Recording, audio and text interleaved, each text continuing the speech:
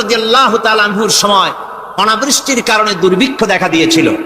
তখন হযরত ওমর জাস্টিসদেরকে, ম্যাজিস্ট্রেটদেরকে ডেকে পরিষ্কারভাবে এলান করে দিয়েছিল, এখন যদি কোনো চোর ধরা পড়ে, এই দুর্ভিক্ষ চলাকালীন কোন চোর যদি ধরা পড়ে আর প্রমাণিত হয় পেটের জ্বালায় চুরি করেছে, খবরদার তার হাতকে তোমরা কাটবে না, খবরদার হাত কাটবে না। ইসলাম তো আগে পেটে দেয়, আগে কোথায় দেয়? পেটে, তারপরে দেয় পিঠে, আগে দেয় না। মানুষের খাওয়া পড়া, শিক্ষা, চিকিৎসা, বাসস্থান সবটার গ্যারান্টি দেওয়া হয়। মদিনায় যখন এই গ্যারান্টি এসে গেল, চোরের হাত কাটা আইন মক্কায় নাজিল হয় নাই, নাজিল হয়েছে মদিনা মুনাওয়ারায়, রাসূলের মদনী জিন্দেগিতে। কোন সময়? যখন রাসূলুল্লাহ প্রেসিডেন্ট। রাসূলুল্লাহ কি? যারা কোন রাসূলুল্লাহ কি? রাষ্ট্রপতি। সেই সময় মানুষ দরজা খুলে ঘুমাবার সুযোগ পেল, খাওয়া পড়া, শিক্ষা, চিকিৎসা, বাসস্থানের গ্যারান্টি পেল। এই সময় আল্লাহ রাব্বুল আলামিন তিনি যখন দেখলেন ইসলামী সমাজ ব্যবস্থা কোরআনের আইনের মাধ্যমে মানুষ সব রকমের নিরাপত্তা লাভ করেছে, পেটের সমস্যার সমাধান হয়ে গেছে, তখন আল্লাহ আইন জারি করলেন, আস-সারিকু ওয়াস-সারিকাতু ফাকতাউ আইদিয়াহুমা, চোর পুরুষ হোক আর নারী হোক উভয়ের হাত কেটে দাও। পুরুষ হোক আর নারী হোক এখন উভয়ের হাত কেটে দাও। দৃষ্টান্তমূলক শাস্তি হোক, যাতে করে এই চুরি আর না কেউ না করে। পেটে খাবার আছে, চাকরি আছে, ওষুধ আছে, শিক্ষা আছে, থাকার মতো জায়গা আছে, এখন চুরি করো কেন? তাহলে বোঝা যাবে এটা নেশায় পরিণত হয়েছে। কি হয়েছে? নেশা। তখন তো আর চোরকে বসায় সেলুট মারা আর যাবে না, এখন হাতটা কাটিয়া একটা শাস্তি দিয়ে দাও। আমাদের দেশে কিন্তু চোরের হাত কাটা আইনের ব্যাপারে কোন চোরের আজ পর্যন্ত মিছিল করে না। বাংলাদেশের কোন ছোট ছোট চোর, যেমন তাল চোর, বেল চোর, কচু চোর, ছাতি চোর, জুতা চোর, আরো যত ছোট ছোট চোর, এই সব চোরেরা কি কোনোদিন মিছিল করেছে যে চোরের হাত কাটা আইন মানি না, মানবো না? বলেছে কেউ? কিন্তু এই আইনের বিরুদ্ধে সোচ্চার কারা? কোন চোরেরা? নিশ্চয়ই ছোট চোরেরা, বড় চোর যারা তাল বেল চুরি করে না, বরং কলমের খোঁচা দিয়া সরকারের, জনগণের লক্ষ কোটি কোটি টাকা পকেটস্থ করেন মেহেরবানি করে। ওই সব তারা মনে করেন যদি এই আইন চালু হয়ে যায় তাহলে তালচোর বেলচোরের তো কোনো ক্ষতি নাই, ইসলামী রাষ্ট্র চালু হলে পরে তো সকলের পেটে ভাত আসবে, ওই তাল বেলা চুরি করা লাগবে না, তাদের তো সুবিধা। কিন্তু মুসিবতটা তো আমাদের হবে। বেশি খাইয়া খাইয়া চিন্তা পুরো হয়ে গেছে, এখন ওই বেশি খাইতে না পারলে বদভ্যাস চালু হয়ে যাবে, চুরি করতে যখন যাইবে তখন এই আইন তো বিসমিল্লাহ হবে আমাদের দিয়া। এই জন্য ওনারাই বিরোধিতা করেন চরম ভাবে। আর ইসলামের সব আইনের সাথে বিরোধিতা করার জন্য বাংলাদেশে যতগুলি পত্রিকা বেরিয়েছে তার মধ্যে শীর্ষস্থানে রয়েছে ভারতের রয়ের টাকায় পরিচালিত নিকৃষ্ট আবর্জনা পত্রিকা আজকের কাগজ।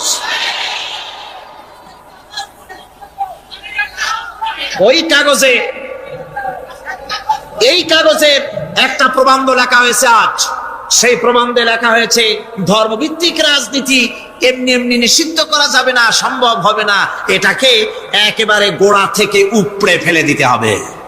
বাঙালির আবদা, ভারতের টাকা নিয়ে লাফালাফি করছে আজকে তারা। বাংলাদেশ থেকে ধর্মভিত্তিক রাজনীতি নিষিদ্ধ ঘোষণার জন্য পায় তারা চালাচ্ছে এই পত্রিকার মাধ্যমে।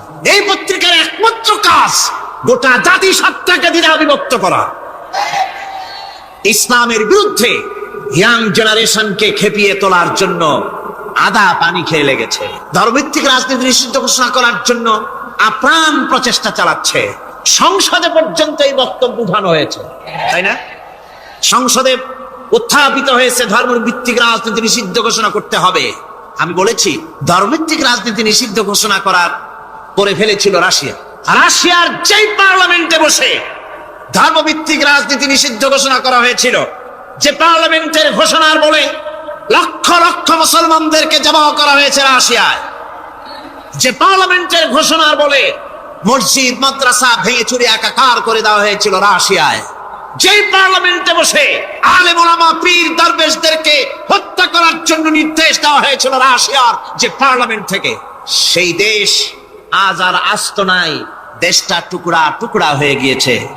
বাংলাদেশের পার্লামেন্টে আজকে যারা এই দুঃসাহসিক কথা বলছেন, ধর্মভিত্তিক রাজনীতি নিষিদ্ধ ঘোষণা করার কথা যারা উচ্চারণ করছেন, রাশিয়ার পার্লামেন্টের ইতিহাস ভুলে যাবেন না। বাংলাদেশে 11.5 কোটি তৌহিদি জনতার তৌহিদি রক্ত, তৌহিদি চেতনা সমস্ত শরীরে মাথায় আর রগ রেশায় টকবক করছে ইসলামী চেতনা, ইসলামের রক্ত। এই মুসলমানদের সাথে আগুন নিয়ে খেলা করার চেষ্টা করো না। আমার বন্ধুগণ, কোরআনের আইন বন্ধ করার ক্ষমতা কারো নাই। এই আইন চালু হলে পরেই শান্তি আসবে। ওরা বিরোধিতা করছে, ওরা বলছে চোরের হাত কাটা আইন, এটা হচ্ছে একটা অমানবিক ব্যাপার। আইনটা কার? আল্লাহ। মানুষগুলি কার? তা তোমারা তো দরদ কেন? মায়ের চাইতে মাসির দরদ বেশি। এটা কি খুব সুলক্ষণ? না, এটা দারুণ কুলক্ষণ।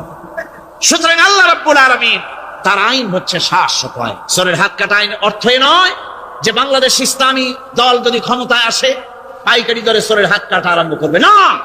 ততক্ষণ পর্যন্ত আইন চালু হবে না যতক্ষণ পর্যন্ত সমস্ত মানুষ তাদের কর্মসংস্থান না হবে, খাবার না পাবে, চাকরি বাকরি না হবে, খেয়ে পরে খাওয়া পড়া শিক্ষা চিকিৎসা বাসস্থান সবটার গ্যারান্টি মিলবে, তারপরে আইন চালু হবে। এর আগে আল্লাহ রাব্বুল আলামিন ফৌজদারি দণ্ডবিধির আওতার ভিতরে চোরের কি শাস্তি হবে তা বললেন। নরহত্যার শাস্তি কি হবে তাও আল্লাহ পাক এখানে বলছেন, ইয়া আইয়ুহাল্লাযীনা আমানু কুতিবা আলাইকুমুল কিসাসু ফিল কাতলা।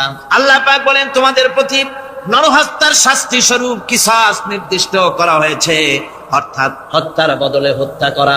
একজন মানুষ আর একজন মানুষকে হত্যা করেছে, কোরআনের আইন হচ্ছে ওকেও হত্যা করে। কি সুন্দর আইন, সুবহানাল্লাহ পড়েন। তাহলে কি হবে?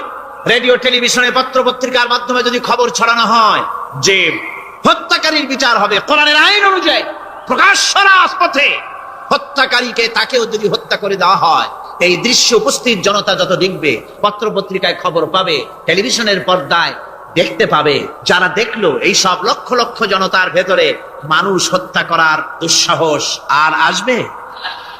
আল্লাহ পাক বলছেন এটা হচ্ছে মানুষের কিসাস, এর মধ্যে রয়েছে মানুষের জীবন। এরপরে নরহত্যার শাস্তি আল্লাহ পাক এভাবে কোরআনে কারীমের মধ্যে বললেন। জিনার শাস্তি, আয-যানিয়াতু ওয়াজ-যানি ফাজলিদু কুল্লা ওয়াহিদিন মিনহুমা মিআতা জালদা।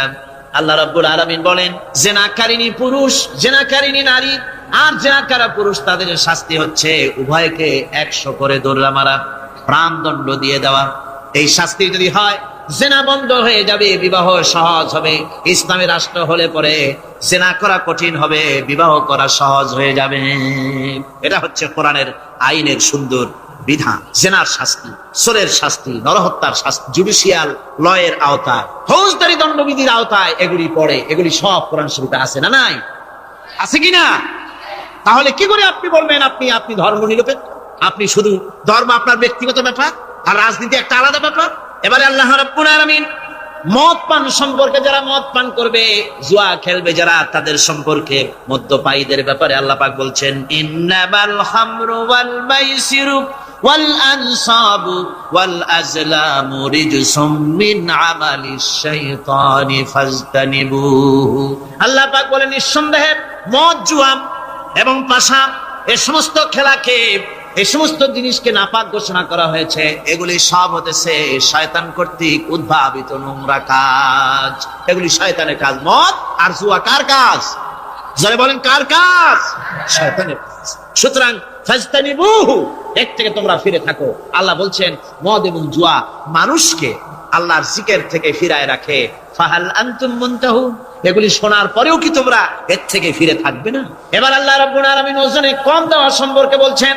যারা ব্যবসায়ী, অনেক ব্যবসায়ী আছে, ব্যবসা করতে গিয়ে ধর্ম ব্যক্তিগত ব্যাপার, ব্যবসার মধ্যে ধর্ম নিতে চাই না। কয় যে ধর্ম দারুণ পবিত্র জিনিস, এত পবিত্র, শুধু মসজিদে থাকবে, শুধু মাদ্রাসায় থাকবে, আমার জীবনের বিস্তীর্ণ অঙ্গনে ধর্ম ঢুকতে পারবে না। তার মানে ভাবখানা এই, আল্লাহ এবং রসুলকে বলে দেওয়া হচ্ছে, হে আল্লাহ হে রসুল, তোমাদের উপরে 144 জারি করে দিলাম, শুধু মসজিদে আর খানকায় থাকো, মাদ্রাসায় থাকো, আমাদের জীবনের বিস্তীর্ণ অঙ্গনে তোমাদের কোনো প্রবেশের অধিকার নাই। জোরে কর নাউজুবিল্লাহ।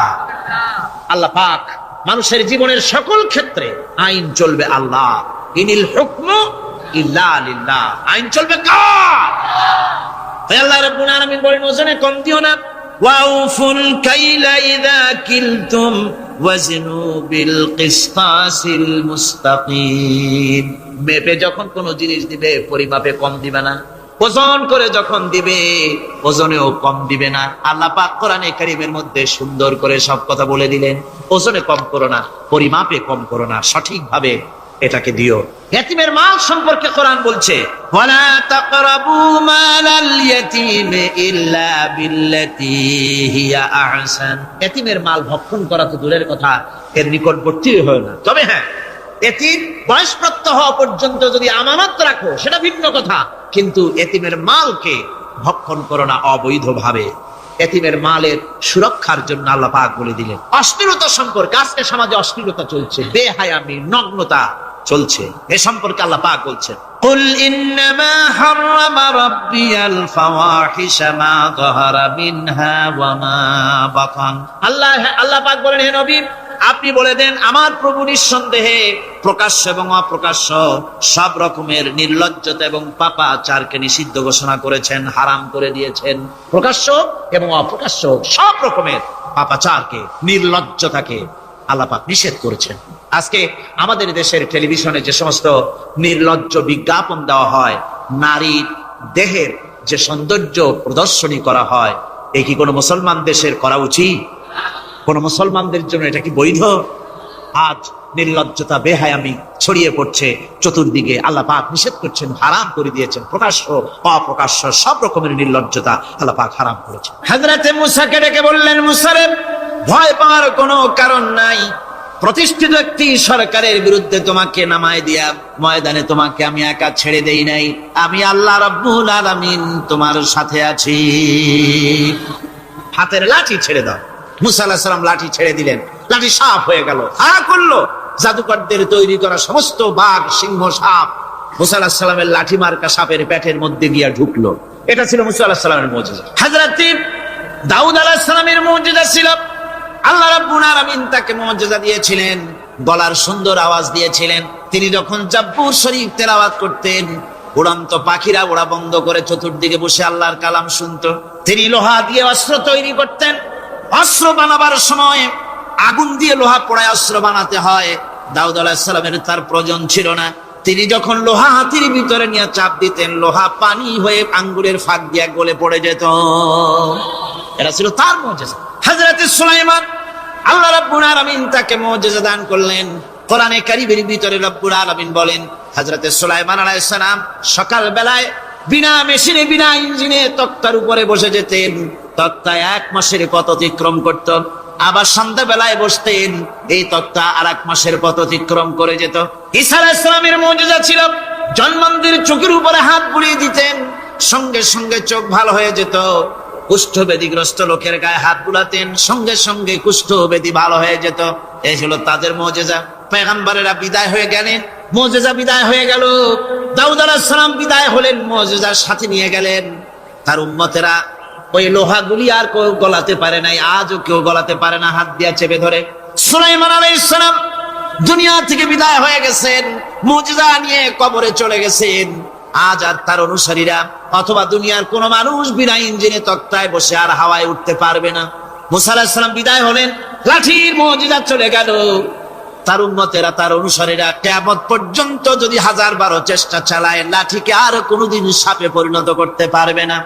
ঈসা আলাইহিস সালাম, আল্লাহ রাব্বুল আলামিন তাকে উঠায় নিলেন, মুজিজা তিনি সাথে নিয়ে গেলেন।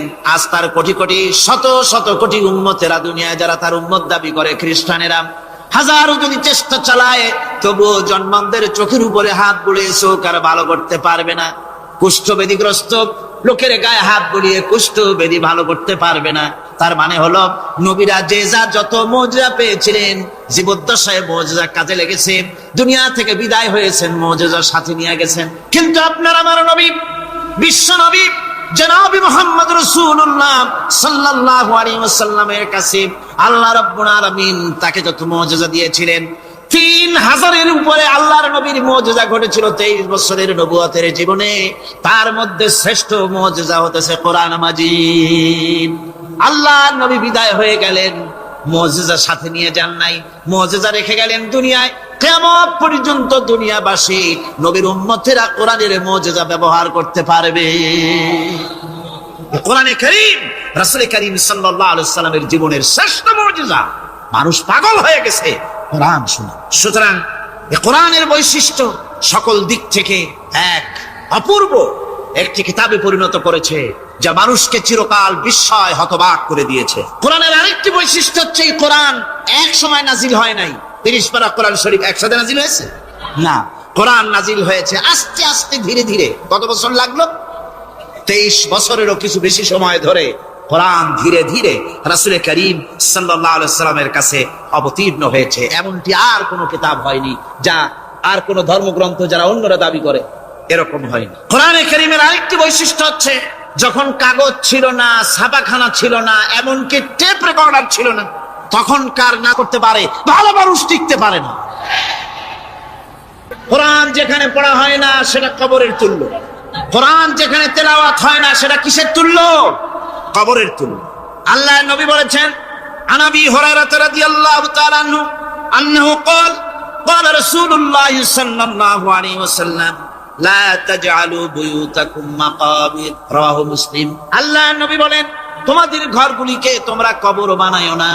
অর্থাৎ যে ঘরের মধ্যে কোরআনে কারীম তেলাওয়াত হয় না সেটা কবরের সমতুল্য।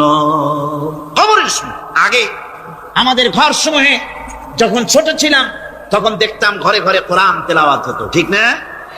প্রত্যেকটা ঘরের জানালা দিয়া সকালবেলায় আওয়াজ আসতো, আউযু বিল্লাহি মিনাশ শাইতানির রাজীম, বিসমিল্লাহির রাহমানির রহিম। তেলাওয়াতের আওয়াজ ভেসে আসতো। আজ আর এই অবস্থা নাই। আজ ভদ্রলোকের বাড়ির সামনে দিয়ে হেঁটে যাবেন, সকালবেলা কিসের তেলাওয়াত? জনমের ঘুম ঘুমায়, পাইকারি দরে ঘুমায়, ফজরের নামাজ নাই। শহরের অবস্থা, অধিকাংশ বাড়িতে ফজরের নামাজ হয় না। ডিসেন্টিনার মাধ্যমে, আগে তো ছিল শুধু বাংলাদেশের ছবি, ডিসেন্টিনার মাধ্যমে সারা পৃথিবীর শয়তানি আর বদমাশি ঘরে বসে গেলা যায়। উপকারিতা এবং অপকারিতা দুটোই আছে। নিউজ দেখা যায়, সাথে সাথে আবার নিউজের সাথে আরো বাজে কিছু দেখা যায়। এগুলো দেখতে দেখতে রাত শেষ হয়ে আসে, ঘুমায় জনমের মতো, এক ঘুমে বেলা 9টা আর 10টা। কিসের ফজরের নামাজ আর কি এর কোরআন শরীফ তেলাওয়াত করে? এরপরে উঠলো 9টা-10টার সময়, উঠে তারপরে গানের মাস্টার এসে গেছে। তখন ইতিমধ্যেই গানের মাস্টার এসে গেছেন। কি দুর্ভাগ্যজনক সত্য কথা, ইংরেজি যে টিচার পড়ান, অঙ্ক যে টিচার করান, সপ্তাহে 3 ঘন্টা পড়াবেন, বেতন 2500 টাকা। আর প্রতিদিন সকালবেলা এসে যদি কোনো মুসলমান কোনো একজন মৌলভী সাহেব, হাফেজ সাহেবকে রাখেন কোরআন তেলাওয়াত করাবার জন্য, কোরআন পড়াবার জন্য সন্তানকে, প্রতিদিন আসতে হবে, প্রতিদিন 2 ঘন্টা পড়াতে হবে, আর মাসের শেষে বেতন 500 টাকা। কোরআনে কারীমের সাথে এই আচরণ। ও, আমি বেশি বলে ফেলেছি। যাদের অভিজ্ঞতা আছে তারা বলছেন 200 টাকা। এরপরে অঙ্ক ইংরেজি তো কাজে লাগে, ভালো কথা। তারপরে গানের মাস্টার আসছেন, তিনি শেখাবেন কি? রবীন্দ্র সঙ্গীতের প্যানপ্যানানি, যা শুনলে পরে কানে ময়লা জমে যেতে পারে, যে গান শুনলে জীবিত মানুষ মৃত্যু হয়ে যায়। নজরুলের কথা শেখানো হবে না, তাহলে সেটা হবে সাম্প্রদায়িকতা। গানের মাস্টারকে, নাচের মাস্টারকে 5000 টাকা, 10,000 টাকা পর্যন্ত বেতন দেওয়া হয়। এ জাতির জন্য আল্লাহর রহমত কেমনে আসবে? কি কারণে আসবে? কোরআনের সাথে এই বেয়াদবি আমরা করেছি। ঘরগুলিকে, আজকে আমাদের ঘরগুলিকে আমরা কবরস্থানে পরিণত করে দিয়েছি। কোরআন তেলাওয়াত হচ্ছে। আমার বন্ধুগণ, কোরআন তেলাওয়াত করুন, বেশি বেশি তেলাওয়াত করুন, ঘরকে জীবিত করুন, সন্তানকে তেলাওয়াত করান, আপনি নিজেও তেলাওয়াত করুন। কোরআনে কারীম যারা তেলাওয়াত করবেন তাদের সম্পর্কে আল্লাহর নবী বলেন, মান ক্বারাআল কুরআনা ফাস্তাজহারাহু ফাহাল্লা হালালাহু ওয়া হারামা হারামাহু আদখালাহুল্লাহুল জান্নাহ। আল্লাহর নবী বলেন, যে ব্যক্তি কোরআন শরীফ তেলাওয়াত করবে এবং কোরআনের হালাল অনুযায়ী হালালকে মেনে চলবে, হারাম অনুযায়ী হারাম থেকে ফিরে থাকবে, এরকম কোরআনের উপরে যে তেলাওয়াত করবে আর আমল করবে, আল্লাহ রাব্বুল আলামিন কিয়ামতের দিন তাকে জান্নাতের ভিতরে প্রবেশ করাবেন। শুধু বেহেশতে যাবে না, ওয়া শাফাহু ফি আশরাতিন মিন আহলি বাইতিহি কুল্লুহুম কাদ ওয়াজাবাত লাহুন নার। নবীজি বলেন, এই কোরআনে কারীমের বরকতে কিয়ামতের দিন ওই ব্যক্তি তার রক্ত সম্পর্কিত 10 জন আত্মীয়ের ব্যাপারে সুপারিশ করার জন্য তৌফিক পাবে আল্লাহর দরবারে। এমন 10 ব্যক্তি, সেই 10 ব্যক্তির জন্য হিসাবের পরে জাহান্নাম ওয়াজিব হয়ে গিয়েছিল, এমন 10 ব্যক্তি সম্পর্কে কোরআনের তেলাওয়াতকারী আর আমলকারী আল্লাহর দরবারে সুপারিশ করার জন্য পারমিশন পাবেন। এমন নিয়ামত সেই নিয়ামত থেকে আমরা বঞ্চিত হয়ে যাচ্ছি। আমি বলি না যে আপনারা কলেজ ইউনিভার্সিটিতে ছেলেদের পড়তে দিবেন না, আমি তা বলি না। তারা কলেজ ইউনিভার্সিটিতে বিলক্ষণ পড়াশোনা করুক, কিন্তু তাদেরকে কোরআন শরীফ শিখান। লক্ষ লক্ষ টাকা খরচ করলেন ছেলের পেছনে, কিন্তু কোরআন শিখালেন না। আপনি মরে গেলে আপনার জানাজাটা পড়বে, এ তৌফিকও সে পেল। জানাজার ইমামতি তো দূরের কথা, জানাজার নিয়ত জানে না, পাক পবিত্রতা জানে না। বাপ মরে গেছে, সে তখন ছিল মার্কেটে, শুনলো বাপ মরছে, তাড়াতাড়ি জানাজায় শরীক হতে হবে।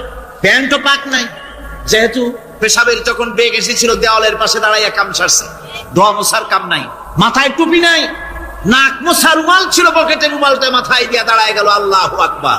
বাপের কপালে যা আছে তাই হোক। তারপরে বাপ মরে গেছে, কান্না শুরু করেছে। যেদিন মরছে সেদিন কাঁদতেছে, পরের দিনও একটু মুখ মলিন কান্দে। নাম বল্টু মিয়া। তার আবার এক বন্ধু আছে, তার নাম শান্টু মিয়া। শান্টু মিয়া বলছে, মিয়া বল্টু কান্দো কেন? বাপ মরে গেছে। এগুলো বাঁচে নাকি? এগুলো মরেই যায়। আমার একটা ছিল, ওটাও মরছে। চিরকাল কারো বাপ থাকে, সুতরাং এত মন খারাপ কেন? আসো, ইন্ডিয়া থেকে ভালো একটা বই আসছে, সেটা দেখে এত আনন্দ পাবে। বাপ তো বাপ, 14 গোষ্ঠী মরলেও মনের দুঃখ বুঝে যাবে। এরপরে বাড়ি এনে তাকে সিনেমার ছবি দেখানো হলো। ছবি সে দেখলো, ফেরার সময় বাপের কবরের কাছ থেকে যাওয়ার সময় দাঁড়িয়ে গেল ক্ষণিকের জন্য। আর বাপ, বিদায় হয়ে গেল, কি দেব তোমার? কিছু তো নাই আমার কাছে, তাই সারা রাত ধরে যা কিছু দেখলাম এগুলি তোমার আমল নামায় দিয়ে গেলাম। জোরে কর নাউজুবিল্লাহ। আমি সমস্ত পিতাদেরকে বলতে চাই, সন্তানদেরকে কোরআন শিখান, কাজে লাগবে। কোরআন শিখালে কাজে লাগবে। কোরআন শরীফ মুখস্থ করে, বেশি করে মুখস্থ করেন কোরআনে কারীম, আপনার ফায়দা হবে। হযরত ওমর রাদিয়াল্লাহু তাআলা আনহু বর্ণনা করছেন যে রাসূল কারীম সাল্লাল্লাহু আলাইহি ওয়াসাল্লাম বলেছেন, ইউকালু লিসাহিবিল কুরআনি ইকরা ওয়ারাত্তিল কামা কুনতা তুরাত্তিলু ফিদ দুনিয়া। কিয়ামতের দিন জান্নাতীদেরকে, বেহেশতীদেরকে আল্লাহ রাব্বুল আলামিন বলবেন, কোরআন শরীফ তেলাওয়াত করো আর উপরের দিকে উঠতে থাকো। কোরআনে যেভাবে দুনিয়ার বুকে কোরআনে কারীম তুমি মুখস্থ করেছিলে, ধীরে ধীরে তেলাওয়াত করতে, ওইভাবে ধীরে ধীরে কোরআন তেলাওয়াত করো আর উপরের দিকে উঠতে থাকো। আল্লাহ পাক বলতে থাকবেন, উপরের দিকে ওঠো, তেলাওয়াত করো আর ওঠো। উঠতে উঠতে যেই জায়গায় গিয়ে তোমার তেলাওয়াত শেষ হয়ে যাবে, জান্নাতের ওই জায়গাটা তোমার জন্য বরাদ্দ হবে। আবু দাউদ শরীফের হাদিস।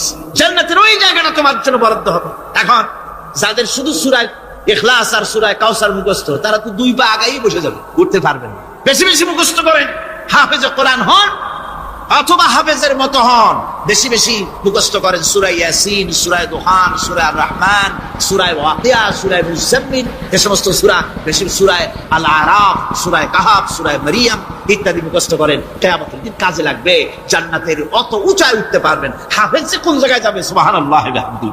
30 পারা কোরআন যার সিনার ভিতরে, জান্নাতের কোন জায়গাটা আল্লাহ তাকে বরাদ্দ করবেন? সুবহানাল্লাহ, সুবহানাল্লাহ। কোরআনে কারীমকে মুখস্থ করুন, বেশি করে মুখস্থ করুন। কোরআনে কারীমকে বেশি করে তেলাওয়াত করুন। এই কোরআনে কারীমকে যারা বেশি করে তেলাওয়াত করবে, তেলাওয়াত করতে গিয়ে যারা আল্লাহর কাছে কিছু চাওয়ার সময় পাবে না, তাদের সম্পর্কে রাসূল কারীম সাল্লাল্লাহু আলাইহি ওয়াসাল্লাম বলেছেন, হাদিসে কুদসি, হাদিসে কুদসি রাসূল কারীম সাল্লাল্লাহু আলাইহি ওয়াসাল্লাম বলেছেন, ইয়াকুলুর রাব তাবারাক ওয়া তাআলা মান শাগালাহুল কুরআন ওয়ান যিকরি মাসআলাতি আতাইতুহু আফজালা মা উতিয়াস সাইলিন। আল্লাহর নবী বলেন, আমার আল্লাহ পাক বলেছেন, কোরআন তেলাওয়াত করতে গিয়ে যারা ব্যস্ত থাকে, কোরআন তেলাওয়াত করতে করতে যারা আমার কাছে হাত পেতে কিছু চাওয়ার সময় পায় না, যারা আমার কাছে হাত পেতে কিছু চায়, তাদের থেকে তেলাওয়াতকারীদেরকে আমি রব্বুল আলামিন বেশি করে দেই। জোরে বলেন সুবহানাল্লাহ। কোরআন তেলাওয়াত করতে করতে যারা আল্লাহর কাছে হাত পেতে চাওয়ার সময় পায় না, আল্লাহ পাক বলেন যারা চায় তাদের থেকে তেলাওয়াতকারীকে আমি বেশি দেই। আমার বন্ধুগণ, শুধু তাই নয়, এই কোরআনে কারীম যারা তেলাওয়াত করবে, আমল করবে, কিয়ামতের দিন তার মা বাপের মাথার উপরে আল্লাহ রাব্বুল আলামিন, আবু দাউদ শরীফের হাদিসে এসেছে, তার মা বাপের মাথার উপরে নূরের টুপি পরিধান করানো হবে।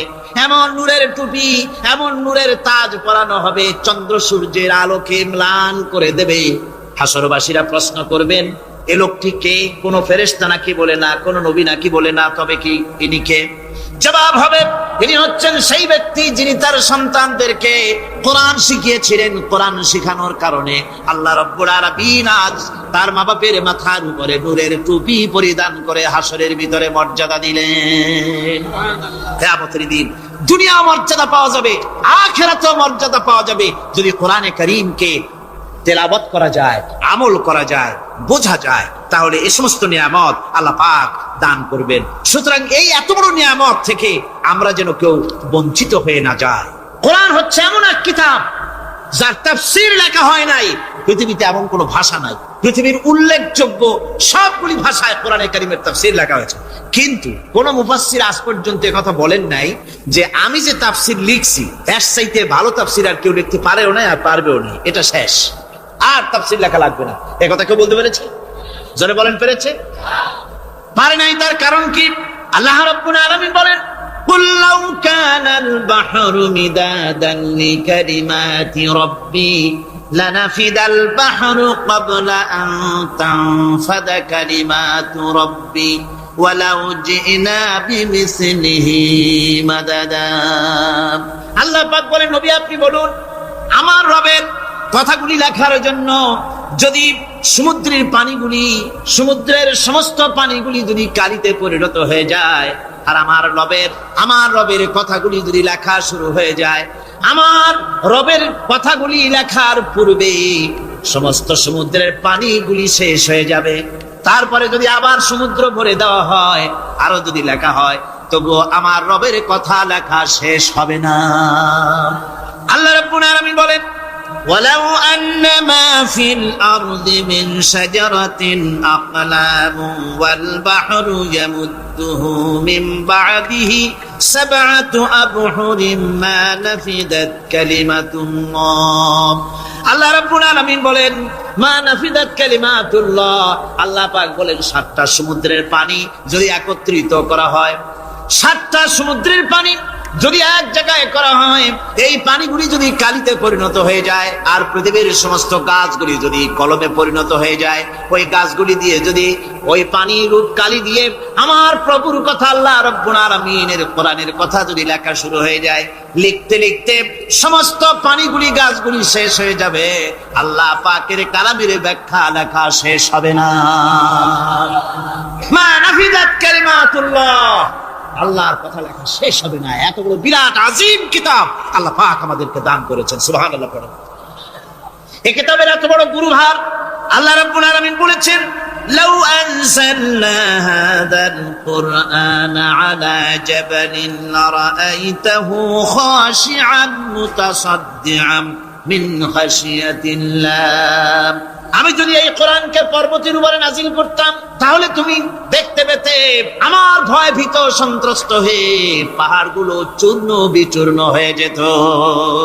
এত বড় আসিম কিতাব আমি তোমাদেরকে দান করেছি, যার গুরুভার বহন করতে কেউ রাজি হয়নি, পাহাড় পর্বত কেউ রাজি হয়নি, মানুষ রাজি হয়েছে। এই মানুষের উপরে আমি এটা অবতীর্ণ করেছি, গোটা বিশ্ববাসীর সামনে এই কিতাব আমি দিয়েছি তোমাদেরকে, এর দ্বারা হেদায়েত তোমরা গ্রহণ করবে। কিয়ামতের দিন আল্লাহর এই বিরাট নিয়ামত আমাদেরকে দান করলেন, আমরা এই নিয়ামতের নাশকর করেছি, অর্থাৎ এই কোরআনকে আমরা ব্যবহার করেছি সঠিকভাবে করি নাই, বেঠিকভাবে করেছি। প্রথম দিন, দ্বিতীয় দিন আমি বলেছি কোরআন শরীফকে শুধু তাবিজ তুমারের জন্য, শুধু সওয়াবের জন্য তেলাওয়াত করেছি। আসলে শুধু সওয়াবের জন্য তা আসলে কোরআন বুঝতে হবে, আমল করতে হবে, তবে না শান্তি পাবো। আপনি যদি কোরআন হচ্ছে মানুষের জীবন সমস্যার সমাধানের গ্রন্থ, ওষুধ খেলে রোগ ভালো হয়। ওষুধ খেলে কি হয়? কেউ যদি সকাল বেলায় তসবিহ হাতে নিয়ে 500 বার পড়ে ওষুধ ওষুধ ওষুধ, 500 বার পড়লে রোগ কি ভালো হবে? বরং রোগ আরো বাড়তে পারে চিল্লাইতে চিল্লাইতে। শীতের জন্য লেপটায় দায়না দিয়া কেউ যদি চিল্লাইতে থাকে, জিকির করে লেপ্ত শোক লেপ্ত শোক লেপ্ত শোক, শীত কি বন্ধ হবে নাকি? পানির পিপাসায় ছটফট করে মানুষ যদি চিল্লায় পানি পানি পানি পানি পানি, পানির পিপাসা আরো বাড়বে। তাহলে কি বোঝা গেল? পিপাসা লাগলে পানি পান করতে হবে, শীত লাগলে কম্বলটা গায়ে দিতে হবে, রোগ হলে ওষুধটা খেতে হবে, তাহলে সব সমস্যার সমাধান হবে। অনুরূপ ভাবে আমরা শুধু কোরআনে কারীমকে তেলাওয়াত করি সওয়াবের নিয়তে, তার হুকুমগুলি জীবনের উপরে আমল করি না বলে আজকের জীবন আমাদের বিপর্যস্ত হয়েছে। ব্যক্তিতে, পরিবারে, রাষ্ট্রে শান্তি নাই, কোথাও শান্তি নাই এই কারণে। আর কিয়ামতের দিন রাসূল আসামি করবেন তাদেরকে যারা কোরআন অমান্য করেছে। রাসূল হবেন বাদী। বাদী হবেন কে? যারা বলেন কে বাদী হবে? রাসূল। আসামি হবে কারা? যারা কোরআন ছেড়ে দিয়েছে। আল্লাহ রাব্বুল আলামিন বলেন, وقال الرسول يا رب إن قوم اتخذوا هذا القرآن مهجورا। কিয়ামতের দিন রাসূল আল্লাহর দরবারে ফরিয়াদ করবেন, আয় আমার রব, আয় আমার আল্লাহ তাআলা, এই সমস্ত লোকগুলি তোমার কালামকে, তোমার কোরআনকে অপ্রয়োজনীয় জিনিসগুলি তারা পরিত্যাগ করেছিল। কোরআনকে অপ্রয়োজনীয় মনে করেছে, কোরআনের সাথে ঠাট্টা করেছে, বিদ্রুপ করেছে। কোরআন শিক্ষা ভিক্ষার ঝুলি, শেখার বুলি মনে করেছে। কোরআনের কোনো মূল্য দেয় নাই, কোরআনের কোনো দাম দেয়নি, কোরআনের সাথে ঠাট্টা করেছে, কোরআনের আইনের সাথে ঠাট্টা করেছে, বিদ্রুপ করেছে। আমাদের দেশে শিক্ষাবিদ, চিন্তাবিদ, বুদ্ধিজীবী নাম ধরনের নামধারী এক শ্রেণীর লোকেরা কোরআনের সাথে সরাসরি বেয়াদবি করেছে। আহমদ শরীফ বলেছে পরকাল নাই, আল্লাহ বলছেন পরকাল আছে। আর আহমক, আহমদ তো না, ওটা কি? এই আহমক, সে বলেছে পরকাল নাই, বিবাহ মানি না, কবর আযাব মানি না, কিয়ামতের দিন বিচার হবে তাও মানি না, অস্বীকার করেছে। এটাকে নিয়ে ঠাট্টা করেছে। আহমদ শরীফ লিখেছেন নিজে যে আল্লাহ বলতে কেউ নাই, মানুষ তাকে চিন্তা করে সৃষ্টি করেছে, স্রষ্টা বলতে কেউ নাই। তারপরে আর একটা মেয়ে লোক, আমি ওটার নাম নিতে ঘৃণা বোধ করি, এটি হচ্ছে চরম ধর্মদ্রোহী, রাষ্ট্রদ্রোহী, নাস্তিক, জাহান্নামের কীট, ডাস্টবিনের আবর্জন। এই মেয়ে লোকটি বলেছে, তার বইতে লিখেছে, বেহেশত হচ্ছে এক অসভ্য উদ্যান। কোরআন শরীফে আল্লাহ পাক বলেছেন, আমলে সালেহ যারা করবে, নবীরা, ওলিরা, সিদ্দিকিন, সোহাদা সব যাবে জান্নাতে। আর সেই জান্নাতকে এই হাবিসা, এই নিকৃষ্ট ধর্মদ্রোহী, রাষ্ট্রদ্রোহী মহিলা, এই সে বলেছে বেহেশত হচ্ছে এক অসভ্য উদ্যান।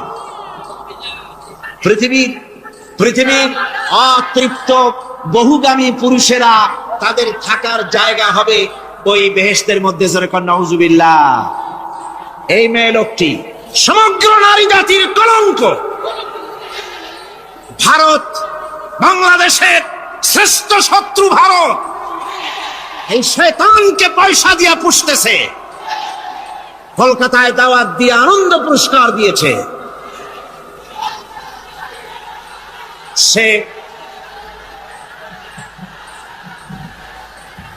তার বইয়ের মধ্যে, কত বড় নির্লজ্জ মেয়ে, বইয়ের মধ্যে লিখছে, বাসে বসে আমি যখন দেখি ছেলেরা পেশাব করার জন্য বাস থামলি, বাসের থেকে নেমে দেওয়ালের পাশে গিয়ে প্যান্টের বোতাম খুলে পেশাব করে, আর মেয়েরা চুপ করে বসে থেকে পেশাবের যন্ত্রণা নিয়ে কষ্ট পায়, আমি আনন্দ পাবো সেই দিন যেদিন মেয়েরাও বাস থেকে নেমে দেওয়ালের পাশে দাঁড়িয়ে পেশাব করতে পারবে। এটা কি একটা মানুষ? অসভ্য জানোয়ার একে জন্ম দিয়েছে, আল্লাহই ভালো জানে।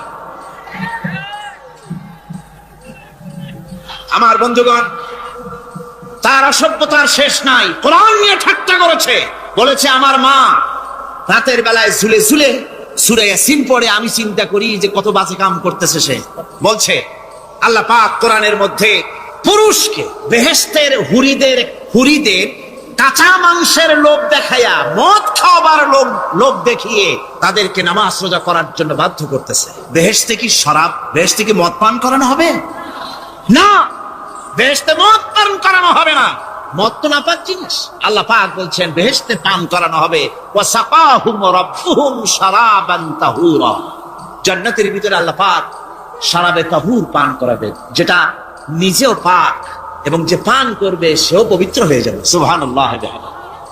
সুতরাং এই কোরআন নিয়ে ঠাট্টা বিদ্রুপ যারা করেছে, কিয়ামতের দিন আল্লাহর দরবারে তাদেরকে উঠতে হবে, আজ হোক কাল। আমি জানি না বাংলাদেশ সরকার ভারতের ভয়ের চোটে এই মেয়ে লোককে পুলিশ প্রহারা দিয়া পুষতেছে নাকি আমার বুঝে আসে না। বাংলাদেশ সরকারের পররাষ্ট্র মন্ত্রণালয় রীতিমতো আসামির কাঠগড়ায় দাঁড়িয়ে বিবৃতি দিয়েছেন এবং তাকে পুলিশ প্রহরার ভিতরে রেখেছে। বাংলাদেশের দণ্ডবিধি অনুযায়ী ওর তো ফাঁসি হয়ে যাওয়া উচিত। কোরআনের বিরুদ্ধে কথা বলেছে, আল্লাহর কোরআন নিয়ে ঠাট্টা করেছে। আমার বন্ধুগণ, কিয়ামতের দিন যখন এরা উপস্থিত হবে আল্লাহর দরবারে, আল্লাহ রাব্বুল আলামিন কোরআনের সাথে যারা ঠাট্টা করেছে, বিদ্রুপ করেছে, কোরআনের আইনকে নিয়ে যারা ঠাট্টা বিদ্রুপ মজাক উড়াইছে, কিয়ামতের দিন তাদেরকে বলা হবে ওয়াকিলাল ইয়াউমা নানসাকুম কামা নাসিতুম লিকা ইয়াউমিকুম হাদা। কিয়ামতের দিন আল্লাহ রাব্বুল আলামিন কোরআনের ঠাট্টাকারী, কোরআনের বিদ্রুপকারী, কোরআনের আইনের অমান্যকারীদেরকে বলবেন আমি আজকে তোমাদের ভুলে গেলাম, যেমন করে তোমরা এই দিনে আমার সঙ্গে সাক্ষাৎকারের কথা ভুলে গিয়েছিলে।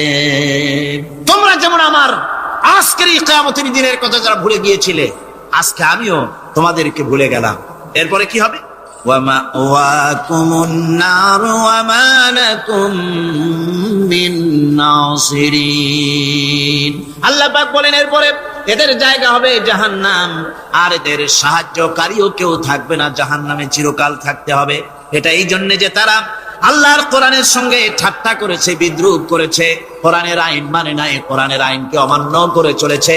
এই জন্য কিয়ামতের দিন আল্লাহ রাব্বুল আলামিন তাদেরকে শাস্তি প্রদান করবেন। হযরত ওমর রাদিয়াল্লাহু তাআলা আনহু, ইসলাম কারে কয় বাবা, ইসলাম কাকে বলে? রোমক সম্রাট তার গোয়েন্দা বিভাগের লোক পাঠায় দিয়েছে, দেখো তো যেভাবে ইসলাম এক একটা দেশ দখল করতেছে, তার আদর্শ দিয়ে না জানি রোমও কবে চলে যায়। আমিরুল মুমিনিন কেমন সিংহাসন, কেমন দেখে আসো। রোমের বাদশা, রোমের গোয়েন্দা বিভাগ আসলো, মদিনায় ঢুকে সাহাবীদের জিজ্ঞেস করছেন আইনা মালিকুকুম, তোমাদের বাদশা কই? তারা বললো যে আমাদের জন্য কোনো বাদশা হয় না, বাল্লানা আমির, আমাদের জন্য একজন আমির হয়। আচ্ছা হলো আমির, সেই আমির কই? কয় যে কোথায় তা জানি না, তবে শুনেছি ওনার উট হারায় গেছে, উট তালাশ করতে গেছে। আশ্চর্য কথা, আমিরুল মুমিনিন অর্ধেকটা পৃথিবীর প্রেসিডেন্ট, উট হারায় গেছে, তালাশ করতে গেছে নিজে। কোন দিকে গেছে? শুনছি এই দিকে গেছে। গোয়েন্দা বিভাগের প্রধান সেই দিকে গেল, যাইয়া দেখতে পেল সাথে একটা লোক গেছিল, যাই দেখে একটা উট গাছে বাঁধা, আর গাছের তলে একটা লম্বা মানুষ শোয়া। যখন শুইছিল তখন হয়তো গাছের ছায়াটা ছিল, বেলা গড়ে গেছে, গাছের ছায়া সরে গেছে, রোদের মধ্যে হাত মাথার তলে দিয়া শোয়া, উট বান্ধা, আর কপালের ঘামে মাথার নিচের বালি ভেজা। সাহাবী বললেন এই হচ্ছে আমাদের আমিরুল মুমিনিন ওমর ইবনুল খাত্তাব রাদিয়াল্লাহু তাআলা। রোমের গোয়েন্দা বিভাগের প্রধান স্বাগতোক্তি মুখ থেকে বেরিয়ে গেল, ওমর আমার দেশের প্রেসিডেন্ট রাতের বেলায় দুর্গে ঘুমায়, চতুর্দিকে দুর্ধর্ষ সেনাবাহিনীরা বন্দুক উঁচু করে পাহারা দেয় সারা রাত, তারপরেও আমার বাদশার ঘুম হয় না, কোন ফাঁক দিয়া গুলি এসে পৈতৃক সম্পত্তি জীবন পাখি উড়ে যায়। আর তুমি কোনো পাহারাদার নাই, কোন লোক নাই, জন নাই, এই নির্জন মরুভূমিতে একা একা শুয়ে আছো, নিশ্চয়ই তুমি তোমার জনগণের হক আদায় করেছো, তাই তোমার পাহারাদারের দরকার নাই, যিনি তোমারে বানাইছে সেই আল্লাহই তোমার পাহারাদার। এর নাম ইসলাম। শুধু নামাজ রোজা হজ যাকাতের নাম ইসলাম নয়, এর নাম ইসলাম। রুজি রোজগার করার জন্য সমস্ত নবীরা কাজ করেছেন, সাহাবায়ে কেরাম কাজ করেছেন, ক্ষুধায় কষ্ট করেছেন, ক্ষুধার যন্ত্রণায় ছটফট করেছেন সাহাবায়ে কেরাম। নবী করিম সাল্লাল্লাহু আলাইহি ওয়াসাল্লাম দুয়ারে দুয়ারে খাবার পৌঁছাইছেন, নিজে কষ্ট করেছেন। প্রিয় ভাই সব, হযরত ওমর রাদিয়াল্লাহু তাআলা আনহু মসজিদ নববীর ভিতরে বসে দেখলেন জোহরের সময় কয়েকটা লোক বসা, আসরেও তারা, মাগরিবেও তারা, এশায়ও তারা, পরের দিন ফজরেও তারা। জিজ্ঞেস করলেন এই বেটারা তোমরা কারা? প্রত্যেক নামাজে এক জায়গায় দেখি, বললো যে আমরা আল্লাহর ইবাদত করি, জিকির আজকার করি। তো তোমরা খাও কি? কইছে আল্লাহ ভরসা করে আছি, আমাদের এই জায়গায় জিকির আজকার করতে দেখিয়া এলাকার লোকেরা রান দিয়ে আমাদেরকে খাওয়ায়। কয় তাহলে তো তোমরা আল্লাহরে ভরসা করো না, তোমরা তো মানুষের উপর ভরসা করে আছো। শোনো, আগামীকাল এটা তো ফজর গেল, আজকের জোহরের নামাজের পর যদি এই জায়গায় তোমাদেরকে বসা দেখি, ব্যাট মেরে মসজিদ থেকে বের করে দেব। এটা ইসলাম নয় যে তুমি কাজ করবে না, বসে বসে খাবে, এর নাম ইসলাম নয়। তুমি নিজে কাজ করবে, নিজের জন্য, অন্যের জন্য কাজ করো, এটি হলো ইসলামের নির্দেশ। সুতরাং ইসলাম নামাজ, রোজা, হজ, যাকাত নিয়েই শুধু আসে নাই, এসেছে মানবতার কল্যাণের জন্য, মানবতার মুক্তির জন্য। সুবহানাল্লাহি ওয়া বিহামদিহি, সুবহানাল্লাহি ওয়া বিহামদিহি। আল্লাহ তাআলা রাসূল বলেছেন তিনটা কাম করো। কয়টা কাম? তিনটা কাম করো। আফশুস সালাম ওয়া আতইমুত তুআম ওয়া সাল্লু ওয়ান নাসু নিয়াম। তাই বারবার ভেতরে ঢোকার বাইরে হও কেন? বলছে পথিক সে চেনে নাই আমিরুল মুমিনিনকে, বলছে আমার মতো বিপদে জীবনে কেউ পড়ে না। বলে কিরকম? আমার ঘরে আমার বউ আসন্ন প্রসবা, এখনই বাচ্চা হবে, আমার ঘরে কোনো পুরুষও নাই, আমি ছাড়া কোন মেয়ে লোকও নাই, আর আমি এই বিষয় সম্পূর্ণ অনভিজ্ঞ, কিছুই জানি না।